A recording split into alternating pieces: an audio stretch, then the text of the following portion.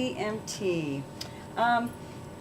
Oh, that's a good question. The goal of CMT really is to give boys and girls that like to sing and dance and act, all three of those, a chance to come together and work together to use those skills or the things that they like to do and put together a show and see what that is like. Because really in the elementary school, our music programs don't allow for all three of those. The drama and the singing and the dancing. Do you have plans for next year? Well, we'll certainly do a show next year, but we don't know which show it's going to be. Okay.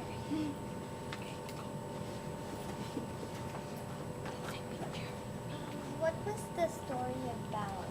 Well, the story was about a young boy and girl about your age who found this old 3 million year old skeleton, and to their surprise, the skeleton could talk. And it's actually based on a true skeleton that was found by some archaeologists, and they named her Lucy because they were listening to this song called Lucy in the Skies with Diamonds. It's actually, and then Lucy takes them on a journey to all these different ancient civilizations to see what they can learn about being humans today. Okay. Why is it only grade 4? Well, we started, last year was the first time we had children's musical theater, and we started with 2nd, 3rd, 4th, and 5th grade. And what we discovered is that that age group was really wide in what their abilities were and also what their concentration levels were. So then in the second show we narrowed it to 4th and 5th graders in one group, and then the 2nd and 3rd graders in another group. But Miss Mylene was doing 2nd and 3rd grade, and then this year she decided not to do that for personal reasons.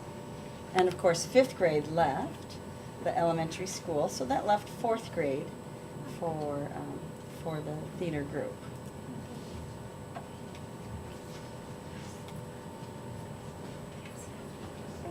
Why did you pick the musical Dig It and not some other musical? Well, there were a couple of reasons. One is I had done it before in another school, and I knew that it was really good as far as had good musical selections, had some fun characters, and it also had educational value because the kids learned a lot as they were playing these real-life characters.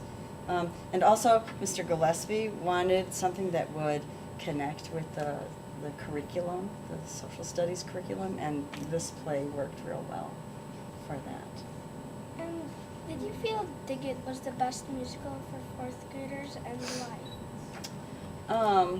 I didn't necessarily feel it was the best one. I certainly know it was a good one for them because it wasn't too easy, but it wasn't too hard. It was just right. They had to work really hard.